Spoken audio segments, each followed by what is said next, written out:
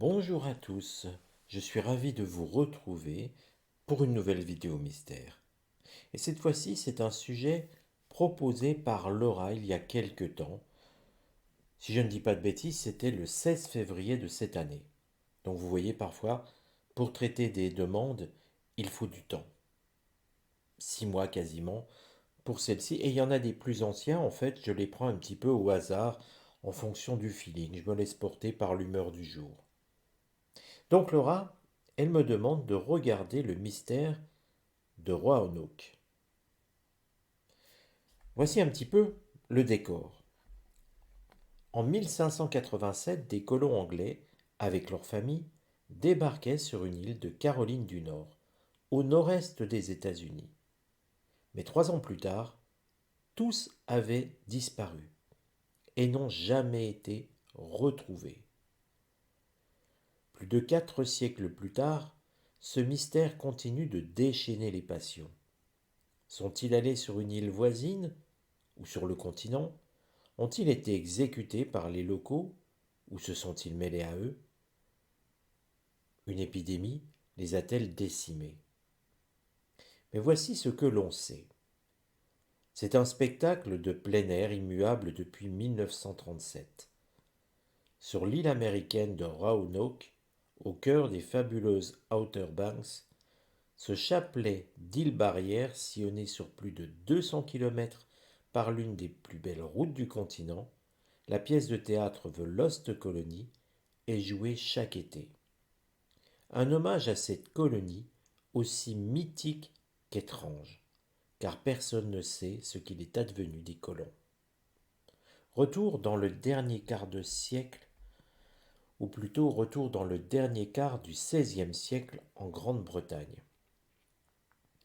L'explorateur Sir Walter Raleigh, bien connu auprès de la cour d'Angleterre, de la reine à l'époque Élisabeth Ier, a obtenu une charte pour s'implanter en Amérique du Nord.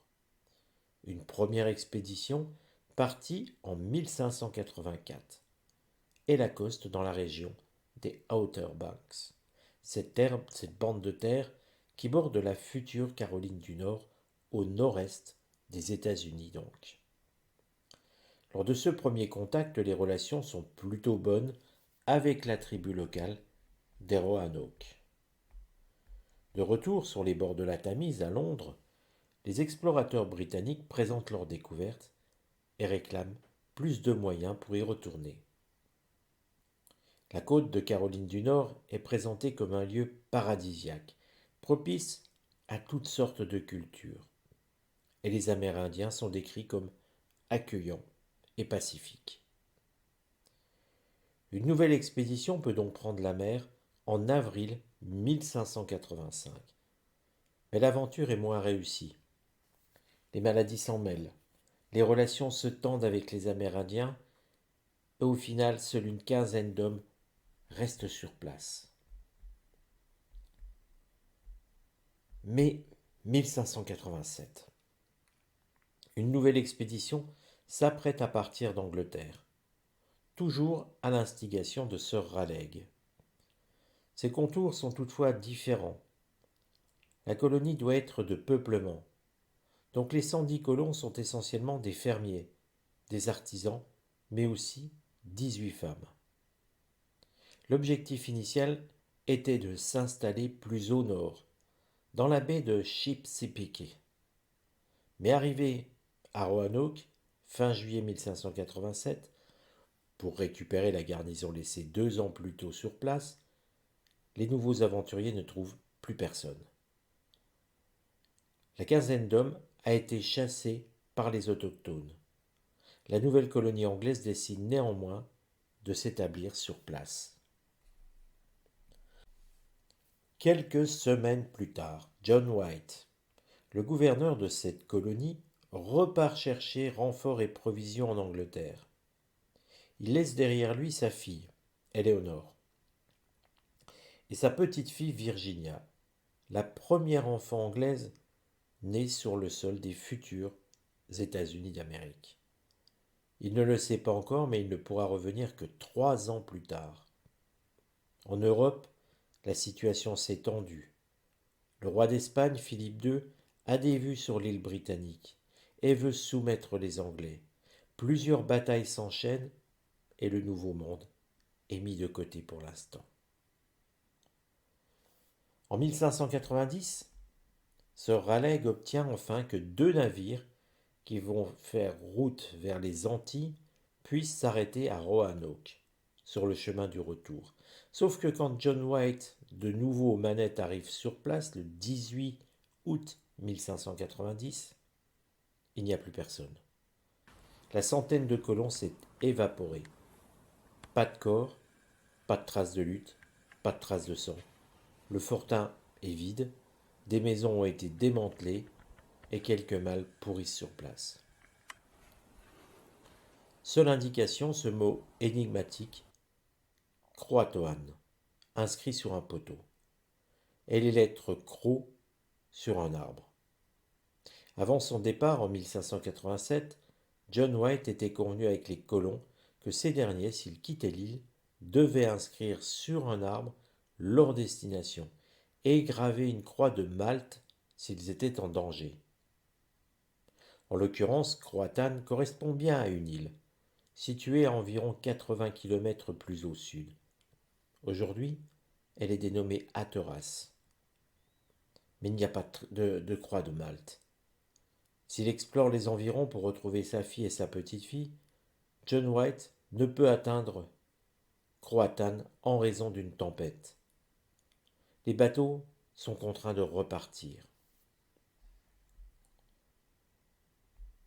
Les premières véritables recherches n'auront lieu qu'en 1602 et 1603, quand les Anglais décideront de sonder les environs. Mais personne ne va jamais retrouver trace de la colonie de peuplement. Que s'est-il passé? Depuis 400 ans, tout le monde en est réduit aux hypothèses. Les colons ont-ils été attaqués par les autochtones et tués? Sont-ils morts de faim ou de maladie? Ont-ils fondé une autre colonie? Se sont-ils dispersés en plusieurs groupes? Ont-ils été indianisés en se fondant dans des tribus amérindiennes? Divers témoignages iront dans un sens ou dans l'autre au fil des années, mais sans qu'un consensus ne s'impose vraiment. Les colons ont entendu parler de personnes à l'allure européenne chez les Amérindiens. Des Amérindiens ont raconté avoir massacré les Blancs. Quant au terme Croatoan, a priori évident, il est finalement plus ambigu. Se sont-ils rendus à Croatoan ou ont-ils été attaqués par les habitants de Croatoan? Car les Croatoan étaient, en effet, une tribu. L'affaire passionne toujours outre-Atlantique. Sur l'île, on a bien retrouvé quelques objets d'époque, mais appartiennent-ils vraiment aux colons? D'autres artefacts ont été exhumés non loin d'Edenton, une ville de Caroline du Nord, où, selon une carte, White avait eu l'intention de construire un fort. Mais ces objets auraient très bien pu être déplacés par les Amérindiens. Il y a quelques années, un géologue avait encore relancé les supputations à propos d'une pierre, retrouvée par un touriste californien en Caroline du Nord, dans les années 1930. À l'origine, on avait estimé que cette pierre, signée EWD, soit les initiales d'Eleanor, la fille de John White, qui racontait en quelques lignes que la misère et la guerre avaient fait périr la colonie, sauf 7 de ses membres. Mais c'était un faux, car une cinquantaine d'autres pierres ont circulé dans les mêmes années. Elles avaient été reconnues comme de grossières contrefaçons. Aussi, le mystère reste entier. Alors ce que je vous propose, dans ce mystère, eh bien c'est peut-être de regarder ce qui a pu se passer pour ces colons, découvrir quel a été leur avenir. Je vous donne rendez-vous donc dans quelques instants pour découvrir cela ensemble. Eh bien, quand on entend ce récit, on peut quand même s'interroger, que sont-ils devenus? Alors pour information et pour les cinéphiles, il existe un film qui s'appelle The Lost Colony et qui parle de ce sujet. Entre nous, c'est un navet. Je vous le dis tout de suite, c'est avec l'acteur Adrian Paul, si j'ai bonne mémoire. Et ce qu'il propose comme théorie, c'est une attaque de zombies. Donc, vous voyez, on est quand même loin de la réalité. Il n'y a pas besoin de faire de voyance pour comprendre que le film part dans un délire total. Mais il existe, The Lost Colony, c'est vraiment un film qui existe et qui parle de cette colonie d'une centaine de personnes qui ont disparu. Alors, ce qu'on va faire avec l'oracle de Béline, c'est tout simplement de voir, eh bien, si ils ont vraiment disparu, est-ce qu'ils ont été massacrés, est-ce qu'ils sont morts de famine, de maladie, ou est-ce qu'ils se sont mêlés à la population locale. Et puis pourquoi avoir ce message croc sur un arbre? Donc déjà, on va tout simplement regarder comment a évolué cette colonie en 1700, en 1587, pardon. Comment elle a évolué cette colonie d'une centaine de personnes? Parce que 100 personnes, c'est beaucoup, hein, mais c'est aussi très peu quand on est sur un territoire qui pourrait devenir hostile.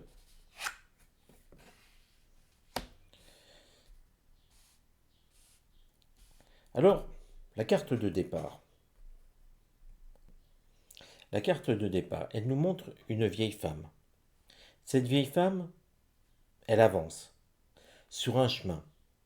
C'est compliqué, c'est fatigant, mais elle fait preuve de ténacité. Elle nous montre que quelque part, les colons faisaient preuve de courage, voulaient tenir, et ils prévoyaient, avec cette carte saturnienne, de s'établir sur le temps, d'y vieillir.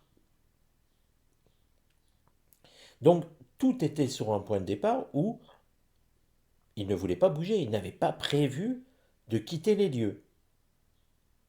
Ce qui a été contre l'évolution. Une carte martienne qui nous montre deux coqs s'affrontant. Visiblement, ça ne s'est pas arrangé avec les Amérindiens. Ils sont restés hostiles à l'établissement de cette colonie. Des tensions. Ce qui ne veut pas dire des meurtres ou des assassinats, mais ce qui veut dire de grosses tensions. Éventuellement, quand même, avec cette carte, il y a quand même eu des combats, des échanges de, euh, plus que deux coups, si vous voulez. On sait vraiment, on a essayé de s'entretuer. Alors j'allais dire un petit peu, on s'entretue pas, un petit peu, on s'entretue ou pas. Mais ce que je veux dire, c'est qu'il n'y a pas une attaque massive contre le fortin. Ce qui explique d'ailleurs pourquoi nous n'avons pas trouvé, enfin pourquoi les colons suivants n'ont pas trouvé de traces de sang. Pas plus que ça, quoi, pas plus de signes de bataille. C'est tout simplement parce qu'il y a eu visiblement des échauffourées à l'extérieur, mais ça devenait difficile pour les colons de rester. Parce que oui, quelque part, si on se met à leur place, ils ont prévu de rester. Mais dès qu'ils sortent, ils se font harceler par les Amérindiens. D'ailleurs, pourquoi les Amérindiens assiégeraient un fortin? Alors que s'ils les attendent à l'extérieur, quand ils sortent, pour se nourrir, pour chercher du gibier, puis je ne sais pourquoi faire d'autre, pour chercher de l'eau, peu importe, il est temps de les attaquer à l'extérieur. Qui dit amérindien ne veut pas dire des gens idiots ou des sauvages. Ça veut simplement dire des gens qui ont d'autres coutumes, mais qui réfléchissent, qui ne font pas n'importe quoi. Donc il est plus facile d'attaquer et de harceler en guérilla des personnes hors d'un fortin que d'attaquer un fortin. C'est le principe du bon sens. Et bien là, c'est effectivement, il y a des combats, ils se passent hors du fortin. Voyons le conseil, il est intéressant le conseil que a donné à l'oracle. Alors là, une figure a pris la parole. Quelqu'un semblait avoir une position dominante dans le fortin, avec des solutions, ou au moins une en tout cas. Un homme. Quelque part, peut-être le responsable, le chef de la garnison, je ne sais pas trop comment l'appeler. L'oracle disait qu'il fallait le suivre lui. Ça ne veut pas dire que c'était ce qu'ils ont fait. Mais il semblait que quelqu'un, déjà, et des solutions ou une solution intéressante. La carte de la clé, la destinée, elle montre que quelque part, ils ont trouvé une solution.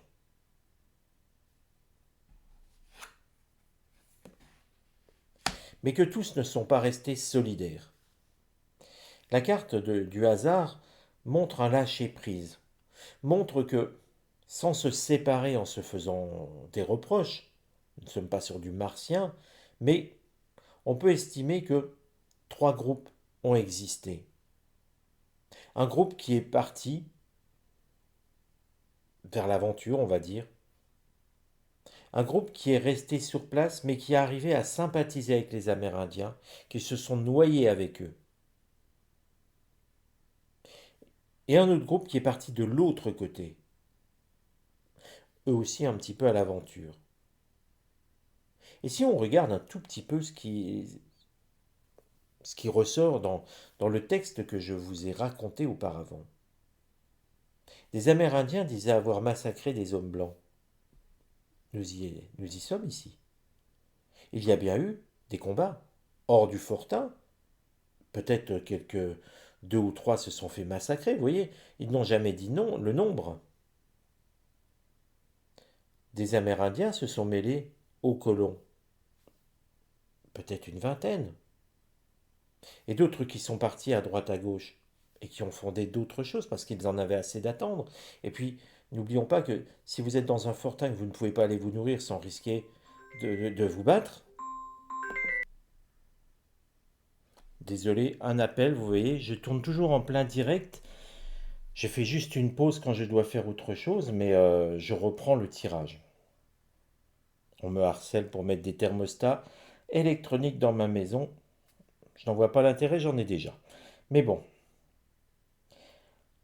comme je vous disais, pourquoi rester dans un fortin quand on ne peut pas se nourrir, qu'on ne peut pas aller chercher de l'eau en paix, qu'on est harcelé à l'extérieur? Forcément, ça demande de trouver des solutions. Alors pourquoi ce mélange? Pourquoi parler de crocs? Parce que tout simplement, il y en a qui sont partis sur l'île. Ils n'ont pas eu le temps de mettre qu'ils étaient en danger parce que quelque part, il n'y avait pas de danger immédiat, il y avait du harcèlement. Ce n'était pas un danger immédiat, ils préféraient quitter avant que le danger soit trop grand. Ceux-ci se sont mêlés aux Amérindiens de l'autre île. Et puis les autres ont choisi une voie différente, sont partis de leur côté. Mais si vous regardez, en fait, à part celle-ci, il n'y a pas de carte martienne. Nous n'avons pas de maladie. Nous avons un leader, oui, qui ressort. Vraisemblablement celui qui était au centre, qui voulait emmener, on retrouve la couronne sur le centre, il voulait emmener toute la colonie s'installer avec les Amérindiens de l'île. Certains ont préféré une autre voie, peut-être désemparés et peut-être aussi par manque de confiance, vu ce qu'ils subissaient dans leur fortin, en tout cas dès qu'ils en sortaient. Ils ne se sont pas évaporés. Chacun a pu trouver sa route, mais il n'y a pas de zombies comme dans le film Lost Colony, il n'y a pas de choses surnaturelles. En fait, il y a une colonie qui a disparu pour aller renaître ailleurs. Rien de magique, rien de surnaturel. Une colonie qui a évolué, comme on peut l'imaginer, nombre de colonies ont évolué à cette époque dans, dans les Amériques. Si ce sujet vous a intéressé, en tout cas, euh, n'hésitez pas, comme Laura, comme tant d'autres, hein, beaucoup m'écrivent pour me demander des sujets. Vous pouvez me demander des sujets, il n'y a aucun problème, je les traiterai. Mais je vous le dis parce qu'une dame s'est fâchée un petit peu par rapport à ça. Je dois avoir 200 ou 300 sujets sur les mystères. J'en fais 50 par an. Faites le calcul, ça représente 6 années de mystère. Et comment je l'ai choisi, c'est un petit peu au petit bonheur. J'ouvre, en fait, je mets tout dans un répertoire et puis je regarde en fonction de un petit peu un feeling. Vous voyez, je clique, je regarde, ça me parle, j'ai envie de le traiter sur le moment. Après, il y en a autant que que 300, c'est pas possible. Et c'est pareil pour les call cases, hein. J'en ai énormément à traiter, énormément. Donc là aussi, vous m'envoyez des call cases, j'en suis ravi, hein, ça me donne des sujets, moi ça me plaît énormément, mais je n'en ferai pas plus que 50 par an. Donc il faut accepter d'avoir patience, de faire preuve de patience. Et ça, c'est un phénomène que je vois arriver de plus en plus, le manque de patience. Ce n'est pas pour rien que je vous dis, les mails, je les réponds au bout de 3 semaines. C'est pour vous inviter à cette patience, pour justement ne pas aller vite. La précipitation ne donne jamais rien de bon. Les émotions sont à chasser. Retrouvons un rythme de vie normal, une sérénité. C'est tellement important dans le monde de fous dans lequel on veut nous faire vivre. Ne vous laissez pas gagner par ce qu'on voit aux alentours de ce stress permanent qui vous fait dire des choses que vous ne pensez pas.